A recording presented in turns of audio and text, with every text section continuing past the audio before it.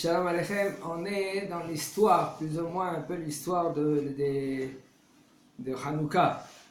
Quand s'est passé Hanouka, il y a beaucoup de questions, il y a beaucoup de gens qui disent que c'est le deuxième temple, il y en a qui disent que c'est après le premier temple, il y en a qui disent après la sortie d'Égypte. Okay? Alors on va essayer d'éclaircir. En premier, le grand-père, arrière-arrière-grand-père des Grecs, qui c'était arrière-grand-père des Grecs. Ça commence ça, non. Le Ham, Yefet et Shem. Et Shem. C'était les trois enfants de Noah. Noah, il avait trois enfants. Shem, nous, on descend de Shem, parce que nous, on est Shemim. C'est pour ça que c'est anti-sémique, anti-Shem. Ça, c'est tous les Goïm. Il y en a qui sont, eux, Shemim aussi. Il y en a eux qui sont Shemim aussi, et puis ils disent qu'ils sont anti-Shemites. Mais eux, ils sont aussi Shem. Parce que Edom, d'où il sort Edom? Edom, il sort de Shem. Et Eliphaz, d'où il sort Eliphaz? Il sort de Yitzhak. De Esav, et de Esav, il sort de Yitzhak. Alors aussi, c'était Shemim. Alors quand il dit antisémique, ils ne savent pas de quoi il s'agit.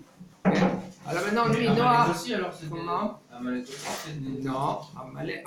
Ouais, si tu veux, ça par raison. Amalek, c'est une autre histoire avec eux. C'est pas exact, c'est sorti de Eliphaz. C'est sorti de Eliphaz, mais c'est une concubine. C'est qu'elle, elle voulait se marier avec Yaakov, en premier avec Abraham, Yitzhak, Yaakov, ils n'ont pas voulu.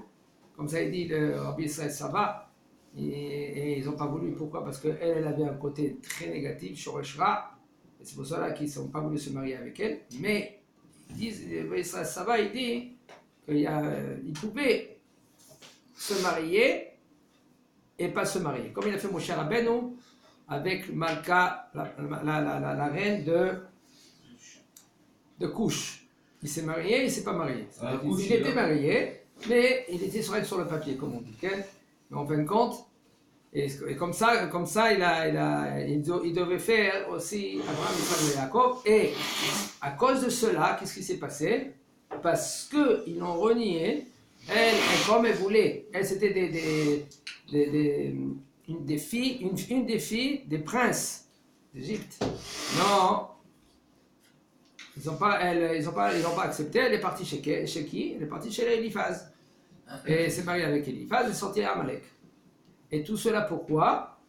Pour faire peiner Am Israël, à cause qu'ils ne sont pas mariés avec elle. Comme ça, il dit Rabbi Israël, ça va. Une fois, Rabbi il a emmené cela, il a dit que Amalek, il est venu à cause de... Bon, maintenant, on est avec Yefet. Yefet, de lui, c'est sorti Yavan. Il avait né Yefet, comme c'est écrit dans la Torah, c'est écrit Yefet. Il avait Gomer, Magog, Madai, Yavan, Tuval, Meshech et Tiras. Un des enfants, c'était Yavan.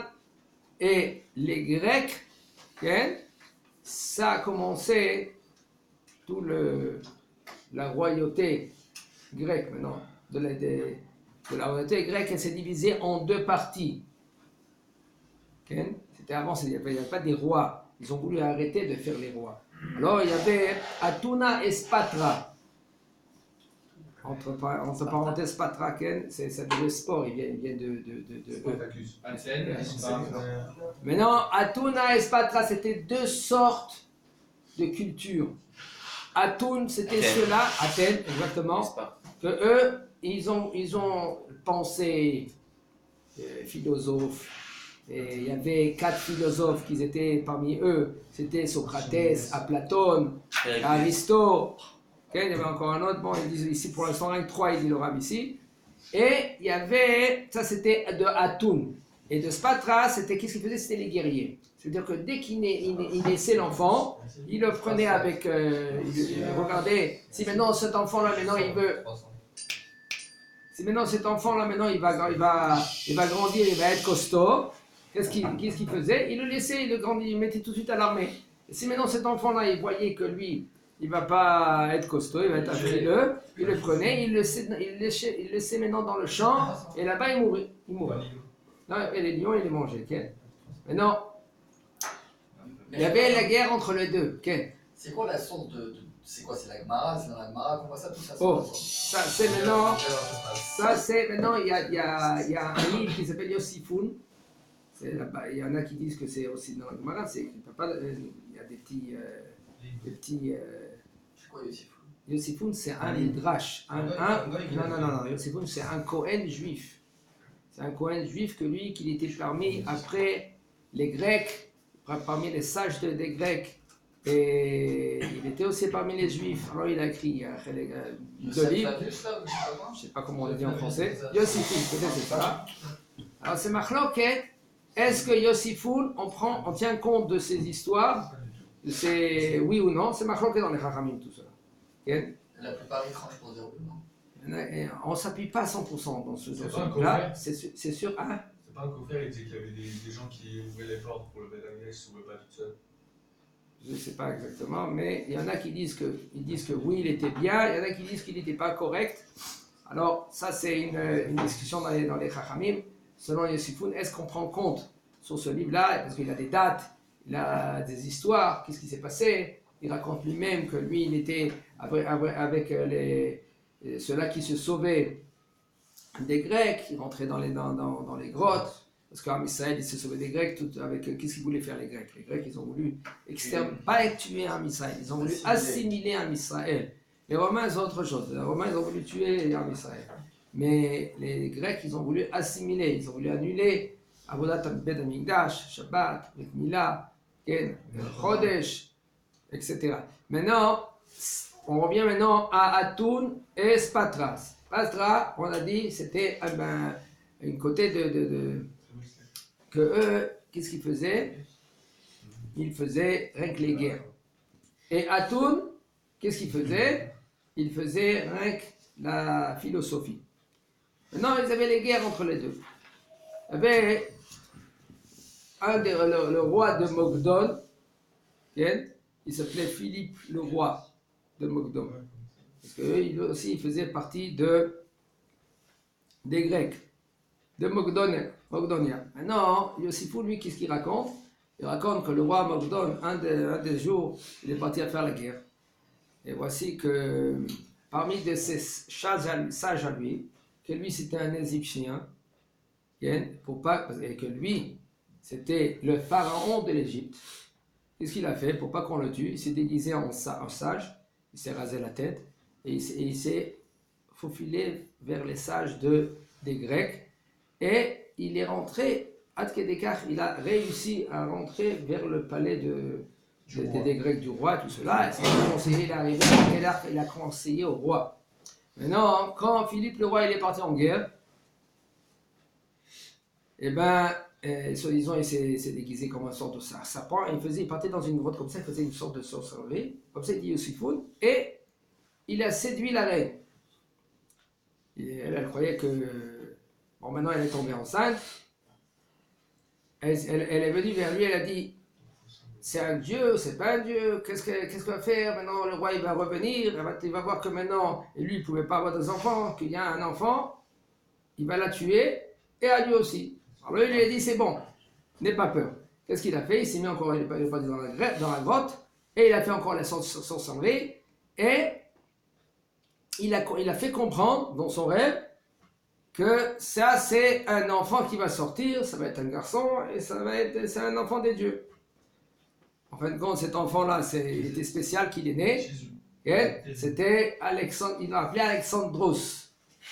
Alexandros, il avait des gros dents, et il avait comme une grosse queue de cheval, des cheveux comme un lion, tellement qu'il était puissant. Déjà qu'il était petit, il était puissant. Maintenant, un des rois, il est venu à Philippe le roi, il a donné un cheval blanc, un gros cheval blanc, tellement qu'il était très très très puissant ce cheval-là, et c'était impossible, personne que lui qui peut prendre ce cheval et monter et chevaucher le cheval.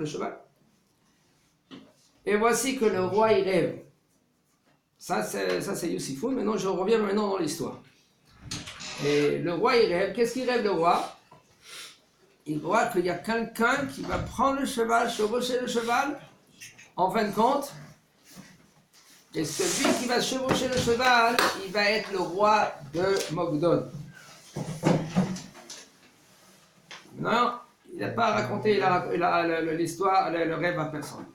Et voici qu'il arrive le moment, son fils, il était un peu plus adulte, et il s'approche vers le cheval. Alors maintenant, entre parenthèses, je vous dis, tout cela que l'on lui faisait un mishpat, un jugement, il avait la peine de mort, qu'est-ce qu'on faisait? On le prenait, on le jetait dans la cage avec le cheval. Et le cheval, il faisait la fête. Okay? Maintenant, il est arrivé le moment que Alexandros, lui, il va vers le palais, il tourne dans le palais, il va vers le cheval, il caresse le cheval, et comme il caresse un mouton.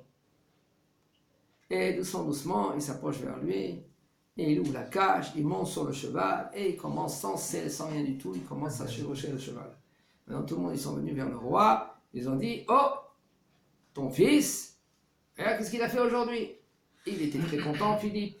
Et voici que le roi Philippe, quand il a vu que son fils il était déjà costaud, maintenant, si je prends maintenant l'histoire, je vais vers le Youssifoun, qu'est-ce qu'il dit?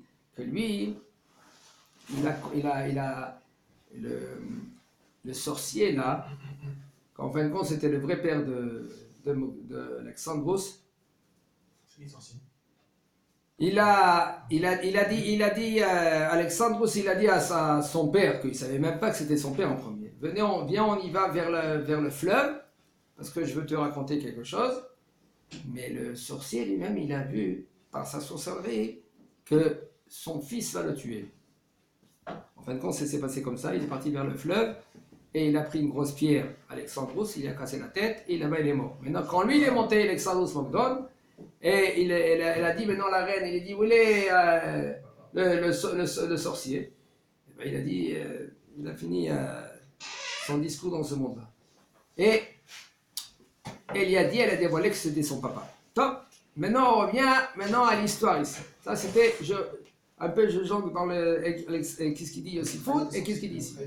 Maintenant, lui, il a dit à son père Philippe, le roi, il a dit, écoute, donne-moi des soldats, et avec ces soldats-là, je vais rendre l'honneur aux Grecs. Il a dit, mon fils, prends tous les soldats que tu veux et fais qu'est-ce que tu veux. Et voici qu'il a commencé.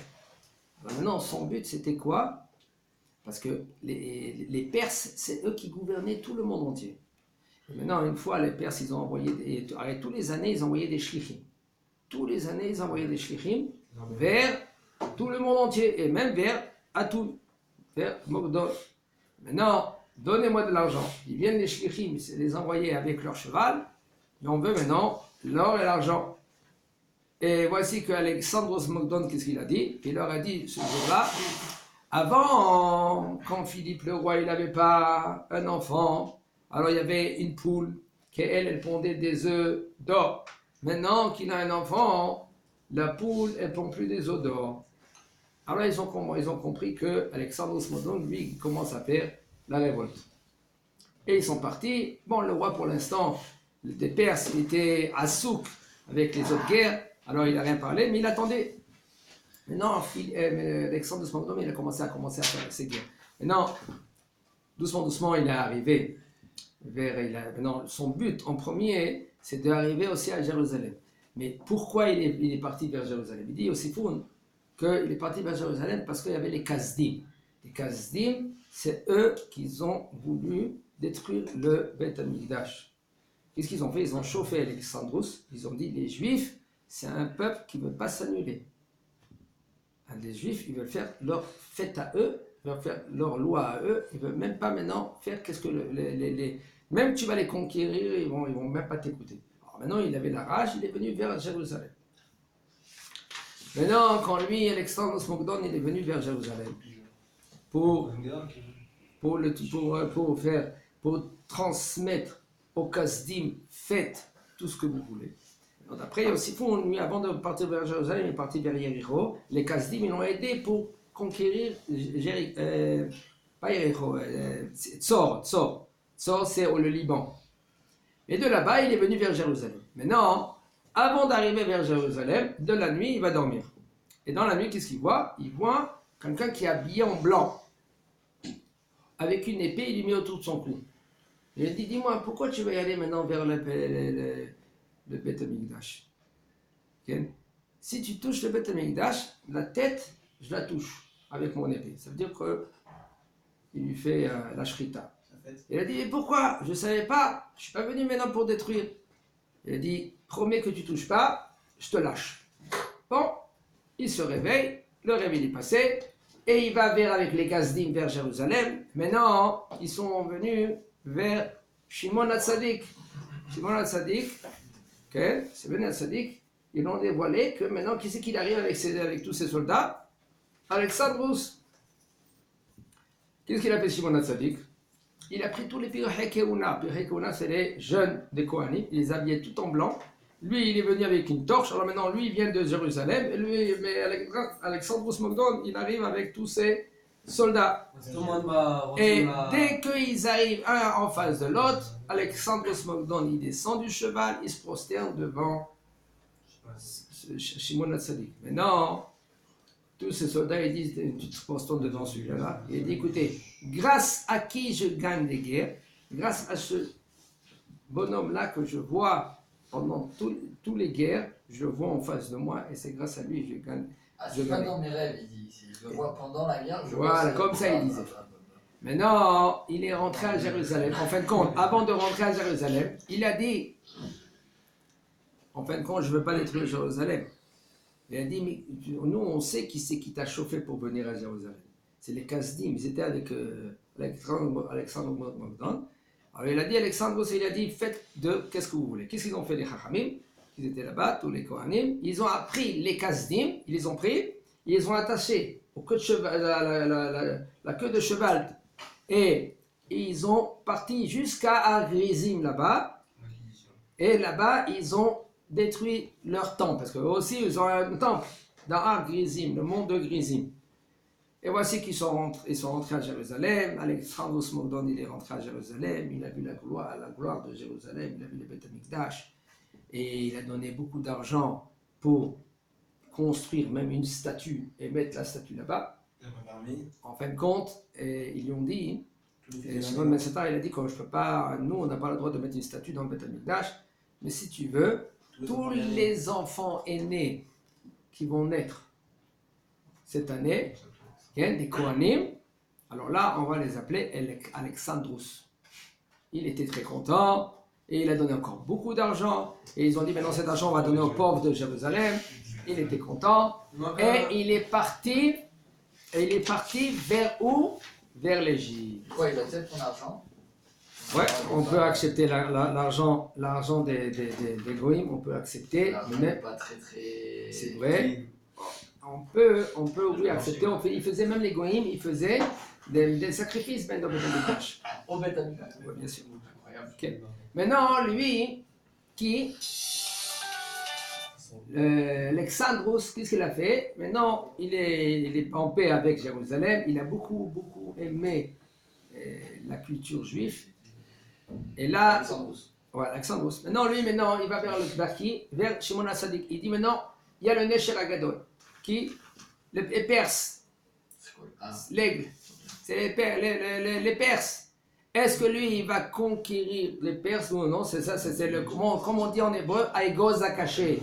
Aegos Akaché, c'est quoi? C'est Aegos, c'est le noix qui est très dur. Maintenant, est-ce qu'il va gagner la guerre, oui ou non? Alors il dit, écoute, avant nous on avait le pectoral, Urim et Tumim. Non, Bet Sheni, on n'avait pas le pectoral, Urim et Tumim. On ne peut pas te répondre. Mais qu'est-ce que je peux faire? Il dit Shimon HaTzadik. Je peux prier à Kadosh Baruch Hu, il va me donner la réponse. Et voici que il a prié à Kadosh Baruch Hu, Kadosh Baruch Hu lui a donné la réponse. Il est venu il a emmené un livre de Daniel, et là-bas, dans le livre de Daniel, il raconte qu'il y aura Aïl. Aïl, c'est quoi? Aïl, c'est comme un bélier, que lui, il va sortir. Il dit comme ça. C'est-à-dire que lui, encore, ça veut dire que lui, il va encorner tout le monde de tous les côtés et personne ne pourra tenir devant lui.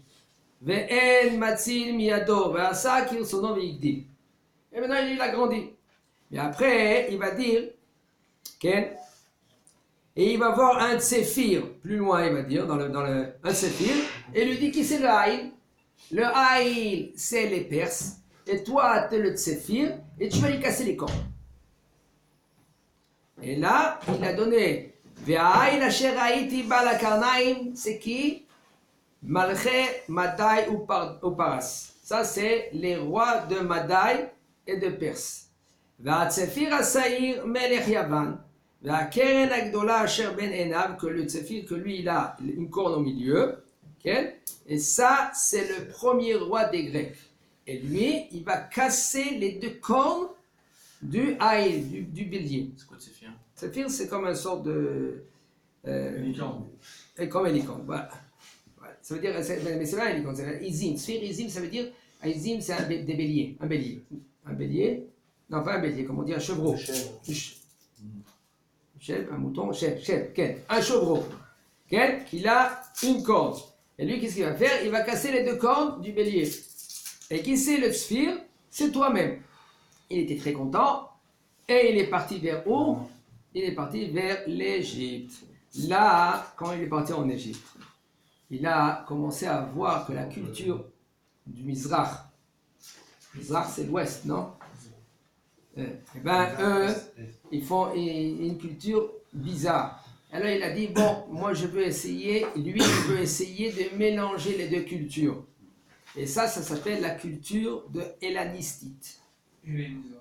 Voilà, par exemple. Okay? Et là, ça a commencé la culture hellénisante, comment j'ai dit? Hellénisante. C'est pas bien. Okay? Ça, c'est. On va dire que c'est pas bien. Okay. Et maintenant, il y avait. Et lui, Alexandros, lui, là, il est mort à quel âge? Très jeune, il avait une épidémie, 33 ans. 33 ans, comme ça, il dit aussi, 33 ans, il est mort. Et là, la royauté des Grecs, ils se sont divisés en 4 parties. En 4 parties. Maintenant, ces 4 parties-là, maintenant, il y avait des guerres pendant 25 ans entre eux. Et une des parties, que c'est la partie de Israël et l'Égypte, qui c'est qui a pris la royauté? C'est le premier Talmi, le roi. Après, il y avait le deuxième Talmi, que lui, il était en Égypte. Donc, il était très sage au niveau, il est très chacham, que lui qui voulait prendre toutes les sagesses de tout le monde entier, et il voulait grandir dans la sagesse. Qui c'est celui-là? Talmi, le roi. Sardou? D'Égypte. Mais c'était un grec, lui. C'est un grec. Maintenant, lui, qu'est-ce qu'il a fait? Il a dit à tout le monde, je l'ai emmené des livres sages de tout le monde entier. Maintenant, il y a 2 de ces Yoratsav. Yoratsav, ça veut dire leur conseiller. Ils ont dit, écoute, c'est les Juifs, ils ont une Torah. Et ça, grâce à cette Torah-là, tu vas être encore plus sage de tout le monde, parce que c'est qui a transmis cette Torah-là? C'est Akadosh Baruch Hu. Alors, il était très content. Alors, ils sont venus vers qui? Vers Jérusalem. Et voici qu'à Jérusalem, ils n'ont pas voulu transmettre maintenant à un goy cette Torah. Qu'est-ce qu'ils ont fait? Ils ont transmis un peu des midrashim. Ils ont écrit des midrashim et ils lui ont donné. Maintenant, lui, il était très très content et il jugeait son peuple avec ce livre-là. Maintenant, il a compris plus tard, à cause de ces sages, que les Juifs, ils l'ont trahi. En fin de compte, ce n'est pas le vrai livre. Qu'est-ce qu'il a fait? Il n'a pas voulu commencer à faire la guerre contre eux. Qu'est-ce qu'il a fait? Il a envoyé un chaliard à Jérusalem et il a demandé 72 chachamim, sages d'Israël, qui viennent en Alexandre ou Alexandria, c'est en Égypte, c'est au nom d'Alexandros, c'est pour ça que ça s'appelle Alexandria, ça s'appelle au nom d'Alexandros. Et là-bas, c'était beaucoup les Grecs. Et les Juifs, ils étaient là-bas, il y avait des Batei Knesiot qui étaient très beaux. Maintenant, parmi les 72 sages qui sont partis en Alexandria, il y avait un chacham qui s'appelle Rabbi El-Azar. El-Azar. Et maintenant, parmi ces 72, qu'est-ce qu'il a fait? Il n'aura pas dit exactement qu'est-ce qu'il veut faire. Il les a mis dans des 72 maisons. Regardez le cabot qu'on vous fait, etc. Mais en fin de compte, qu'est-ce qu'il voulait faire? Il voulait qu'eux, ils traduisent en grec la Torah. C'était très grave pour Am Israël. Il n'y avait pas un jour plus grave pour Am Israël quand ils ont traduit la Torah en grec. Alors, c'est permis, selon la Torah, que Yaft Elohim, elle dit la Torah, c'est permis. C'est la seule chose qu'on peut traduire, la seule langue qu'on peut traduire la Torah et l'écrire, c'est en grec. Parce que c'est écrit Yeft Elohim. Yeft, lui, Yefet, lui, il a eu, puisque maintenant, il a écouté son frère Shem, et ils ont pris la tunique pour couvrir leur papa, Noach, alors ils ont gagné Yefet de 2 mitzvot. Un, qu'on peut les enterrer, et 2, aussi qu'on peut traduire aussi la Torah, Vayishkon Boa Shem. Vayishkon Boa Shem, Ishkon Mazé, là-bas c'est Mishkonot Yaakov, c'est quoi? C'est le Bet Midrash. Et là, on peut traduire que la Torah, mais quand même, c'était un jour qui est très très grave pour Am Israël qu'ils ont traduit. Quand même, ils ont traduit la Torah en grec avec Talmi le roi, et il y a eu un Nes. Quel est le Nes? Que les 72 Chachamim, ils ont traduit la Torah pareil.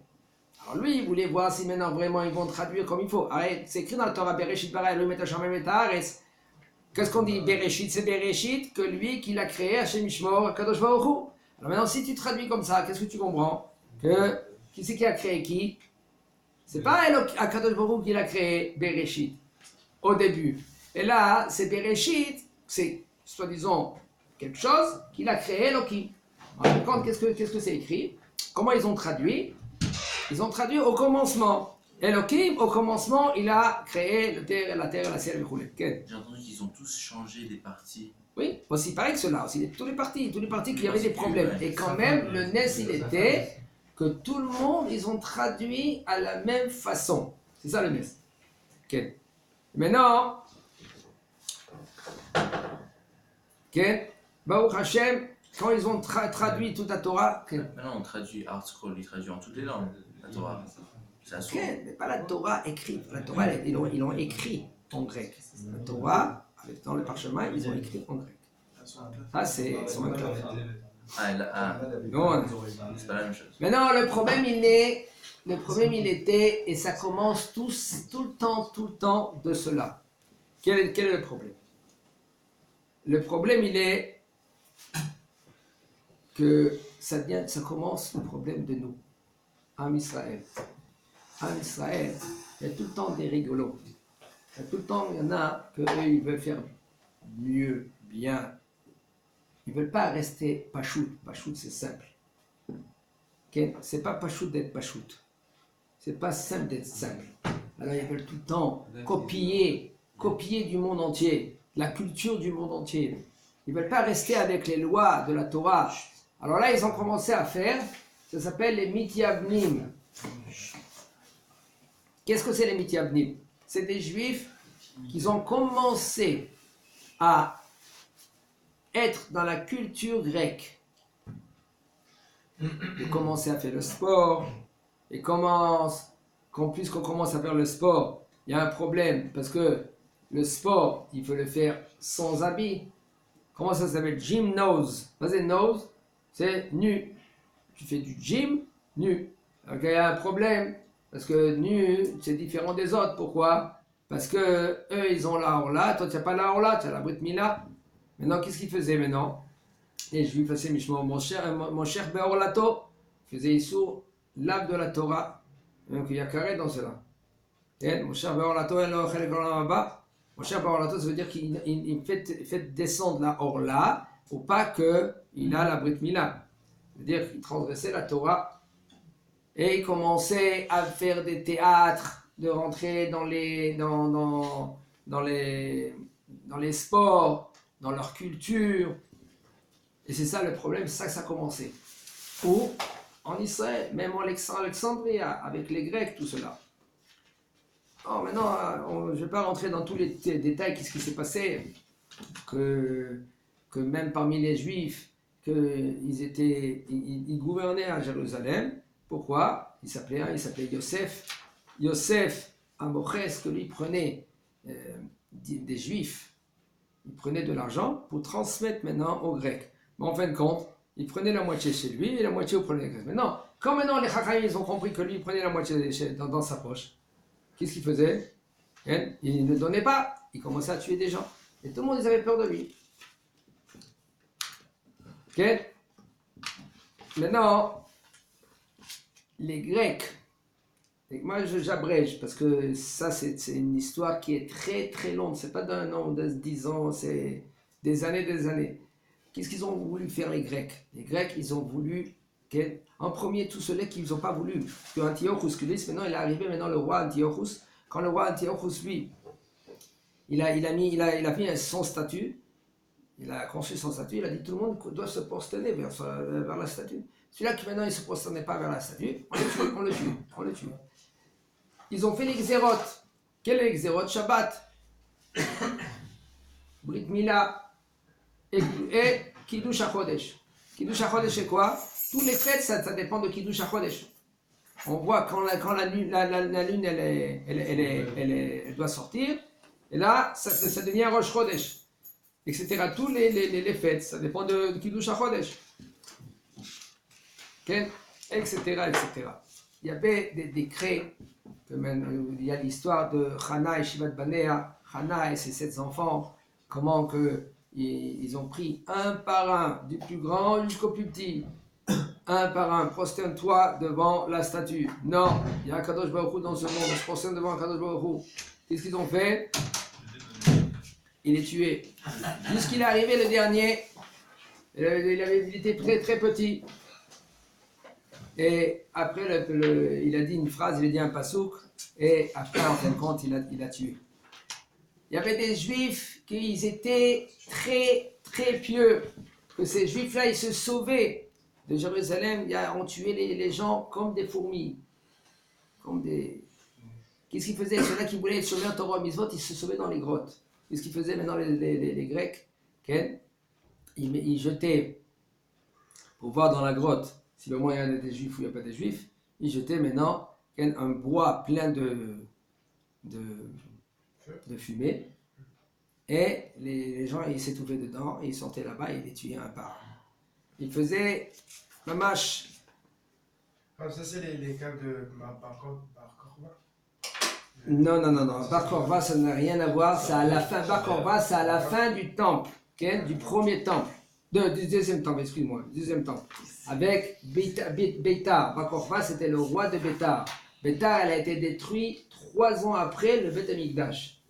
Le Bet Amikdash il a été détruit. Ça c'est 2 jours après. Ça ici maintenant on est en plein milieu, début du Bet Amikdash, du deuxième temple. Alors c'est 200 avant. 200 ans avant. 200 ans avant, oui. Plus que 200 ans avant. Plus. Voilà, parce que les Perses, ils ont gouverné en Israël 36 ans, 38 ans. Après, les Grecs, ils ont gouverné en Israël 180 ans. Pendant ces 180 ans, il y avait Malchut d'Achashmonaïm. Maintenant, qu'est-ce qui s'est passé? Antiochus, il vient de où? Antiochus. Les Grecs. Mais de Talmi, d'Égypte. D'Égypte. Ouais. Antiochus vient d'Égypte. Ouais. Maintenant, lui, Antiochus, qu'est-ce qui s'est passé? Il a voulu, il a mis sur sa statue et tout le monde devait se prosterner devant lui. Non, ça c'est autre chose. Ça c'est un juif, il tient sur rien à voir, ça c'est un juif. Antigonus, c'est pas Antiochus là-bas. Dans la Mishnah c'est Antigonus. Antigonus Issocho, c'était l'élève de Rabbi Meir. Okay. Comme elle a dit la Gemara, Isaou mais Antigonus. Vous avez dit la Gemara. Okay. Maintenant, il dit le reste. Ok. À l'époque d'Antiochus, le roi, il a voulu que tout le monde se prosternait. Alors, comme je vous ai dit tout à l'heure, les problèmes, c'était ça commençait tout le temps des juifs. Il y avait parmi des juifs, il y avait un qui était Mityaven, et maintenant ils sont arrivés parce que les juifs ils voulaient commencer à faire la révolte. Ils commençaient Alors maintenant, ils sont partis vers qui? Où ça a commencé la révolte? C'est à Modi'in. À Modi'in, c'est une ville. Modi'in, c'est quoi? C'est la ville des Kohanim. Matithia et tous ses enfants. Et là-bas, ils sont partis. Un des princes s'appelle Polypos, que lui c'était un juif. Et il y avait beaucoup de juifs ils se mélangeaient avec les Grecs. Et il est venu vers Matithia. Ils ont fait un hôtel. Et ils ont pris un cochon. Et lui, il s'est levé, Polypos, il s'est levé, il a fait la shrita au cochon pour le sacrifier à l'autel. Et il est venu vers qui? Il est venu vers qui? Il est venu vers Matithia. Il a dit, toi, Kohen Gadol, Matithia, je veux que tu lui fais sacrifice. Alors il est venu Matithia, il s'est approché vers lui. Et il a pris ce qu'il a fait. Il a pris son épée. Il a coupé la tête à Polypus, sa tête, elle est partie en l'air, son corps, il est tombé dans le feu. Où elle est tombée sa tête? Elle est tombée entre les jambes du Romain, du guerrier du Romain, le généraux du Romain. Non, quand il a vu ça, lui, il a commencé à se sauver. Les Juifs, ils ont commencé à tuer un par un. Et là, Matithia, il a crié, il a dit Mil et Hachem Elai. Maintenant, ils ont commencé à tuer tous les Midianites. Ils ont tué maintenant même les Grecs. Les Grecs, il y en a qui se sont enfuis. Non, qu'est-ce qu'il a fait Matithia? Et là, il a commencé à faire le mérite. Là, il y a eu la révolte. Et là, il s'est commencé à révolter. Maintenant, qu'est-ce qu'il a dit? Il a pris c'est le premier roi des Maccabim. Ils ont fait un drapeau et ils ont écrit sur le drapeau Maccabi. Qu'est-ce que c'est Maccabi Mem Kaf? Bet Yud, c'est quoi? Mi Kamocha Baalim Hashem. Et ils ont fait un drapeau et ils ont commencé. Il a dit en premier à son fils Yehuda, mais c'est un grand guerrier. Il a oint aussi. Et il a dit, toi tu seras le Sar Tzava, le commandant, le général. Et tu vas y aller dans les grottes, tu vas chercher les Juifs qui sont vraiment pour Hachem.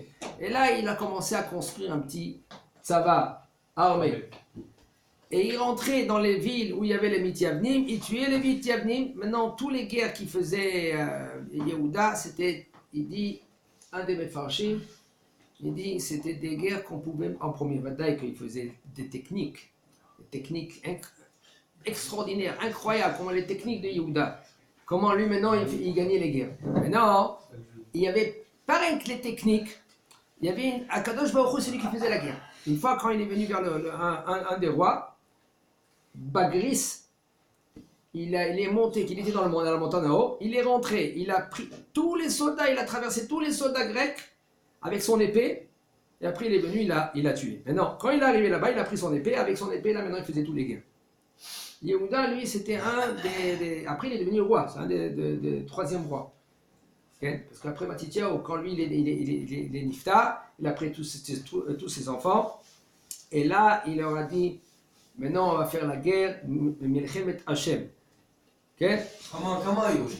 Emayo, Batrala, 13 ils étaient. Il y en a qui disent Barchet dans cela, il y en a qui disent c'est le Elazar, c'est le fils de Matithia, il est mort. Voilà.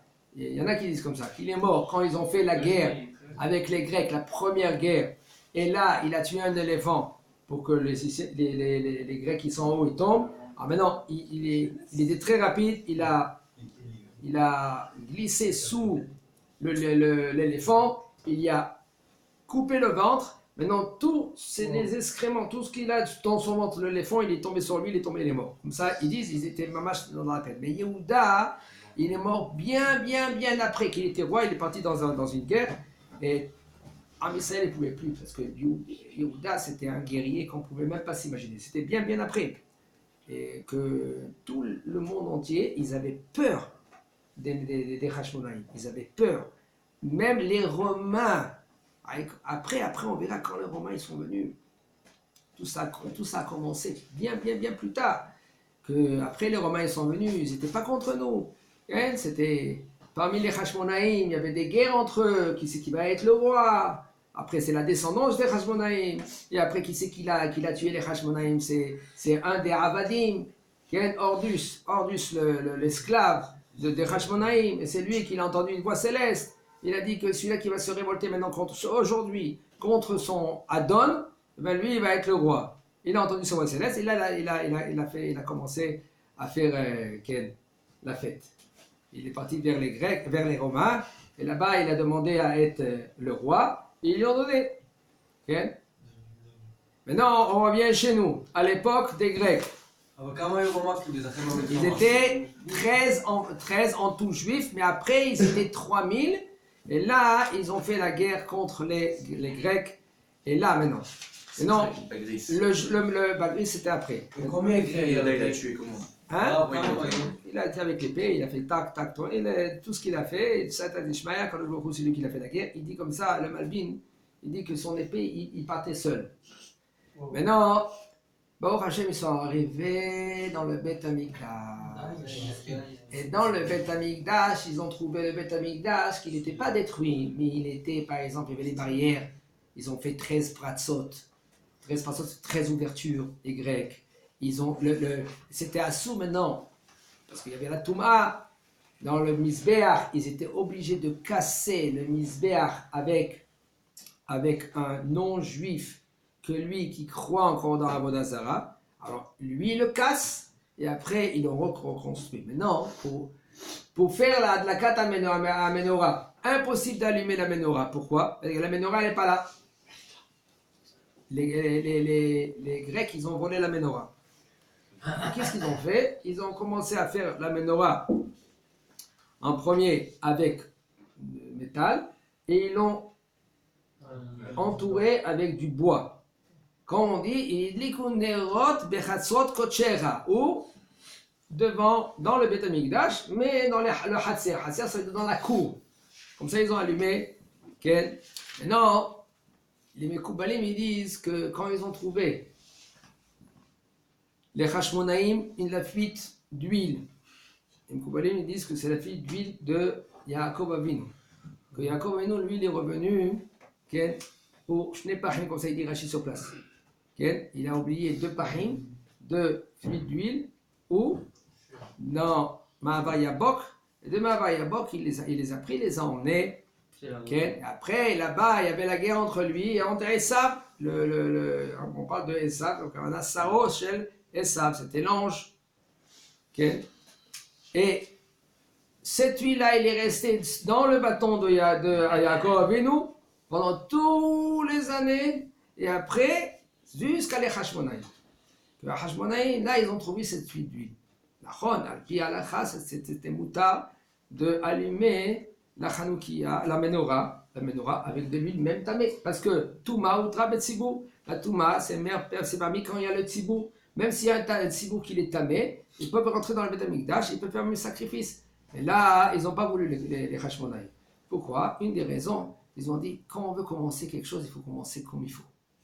Alors ils se sont donné corps et âme pour chercher de l'huile cachère. De l'huile qu'ils n'ont pas été. Parce que les Grecs, ils n'ont pas voulu tuer. Ils ont voulu les assimiler. Quoi s'assimiler? Assimiler, ça veut dire qu'eux, ils deviennent grecs.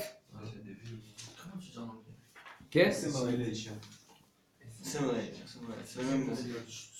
Et lui, Antiochus à la fin, quand lui il a vu que les Hashmonaïm, eux, ils ont gagné la guerre, et lui il est parti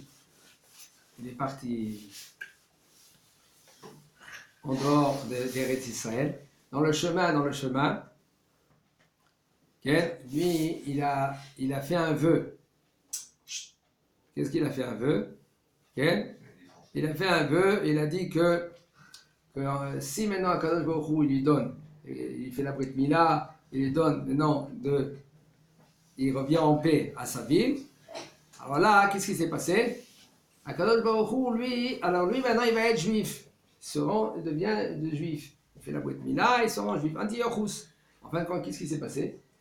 Dans le chemin, ces chevaux se sont tapé contre un éléphant, et lui, il s'est dégringolé de sa charrette, et là, puisque maintenant que qu'il était très gros, il est tombé, voilà, exactement.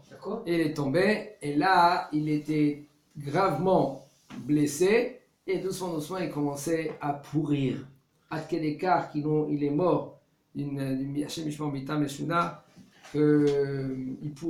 personne ne s'approchait de lui. Okay. Et bien, au Hachem, Am Israël, quand c'était qu'ils ont. Maintenant, la marloquette, elle est pourquoi maintenant on doit allumer les bougies de Hanouka? Les bougies de Hanouka, parce que c'est Hanouka, comme ça il dit. Comme ça il dit le Rambam. Hanouka, Mazé Hanouk Bekafhe. Hanouk Bekafhe, ça veut dire ils se sont assiégés le café qui se lève. Le café qui se lève.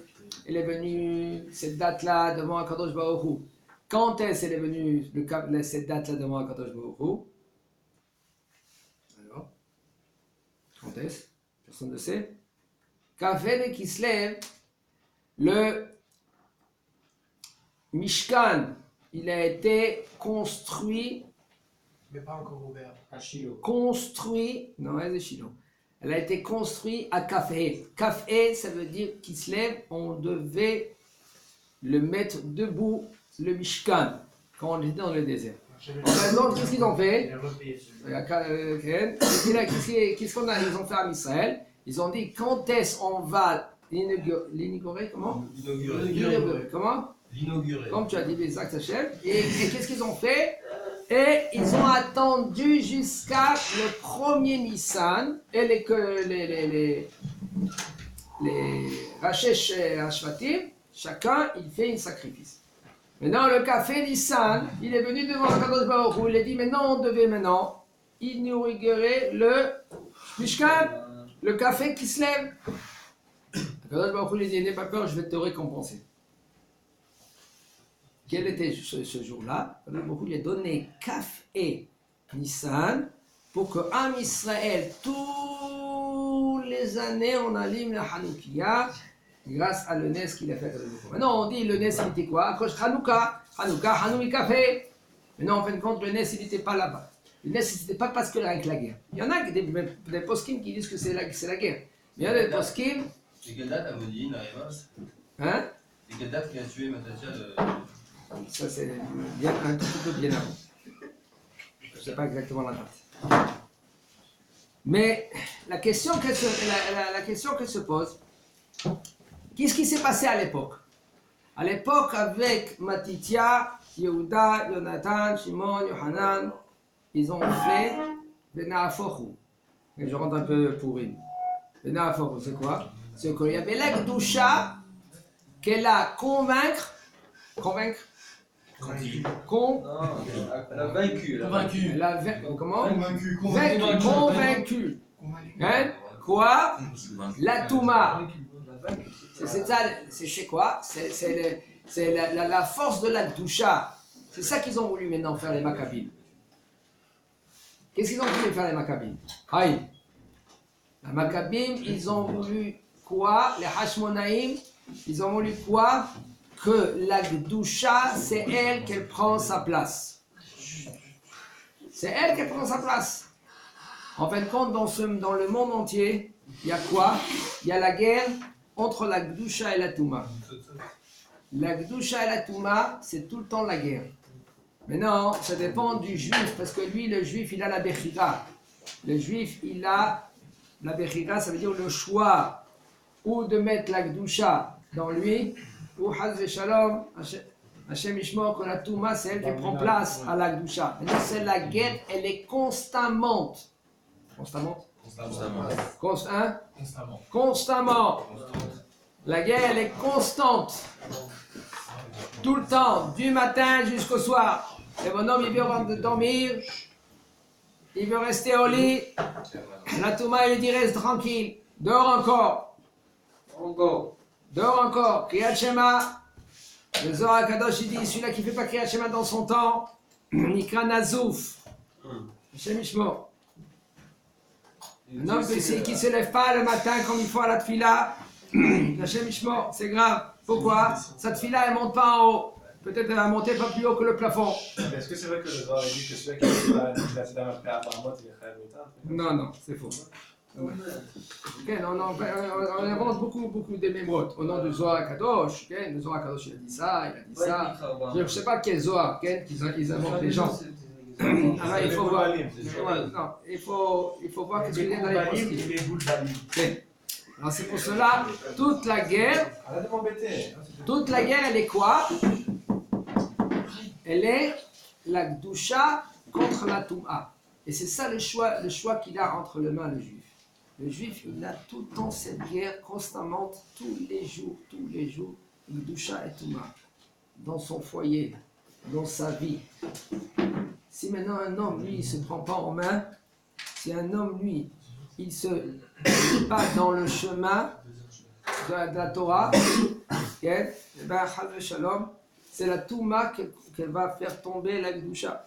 Mais c'est maintenant Baruch Hashem, une petite réflexion, ben, c'est la Gdusha qu'elle prend la Touma. Même des fois, un homme il veut faire une action, c'est sûr que nous les Juifs, un homme qui veut faire une action mal et en fin de compte il ne la fait pas, c'est pas considéré comme lui il a fait l'action. Mais si maintenant lui il veut faire une bonne action, même qu'en fin de compte il n'a pas fait, c'est considéré, c'est comme qu'il a fait cette action. C'est pour cela, un homme, lui, comme maintenant, tout le temps, il se remet en question, il prend la Gdusha, il fait tomber. C'est ça que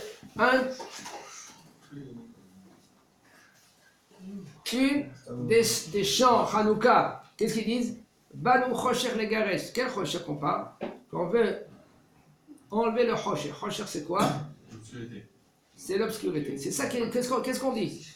Qu'est-ce qu'on dit dans le Vala Nessim, Vala Pokran, Vala Gvora, Vala Teshot? Qu'est-ce qu'ils ont voulu mettre dans les Grecs à faire? Qu'est-ce qu'ils ont voulu faire?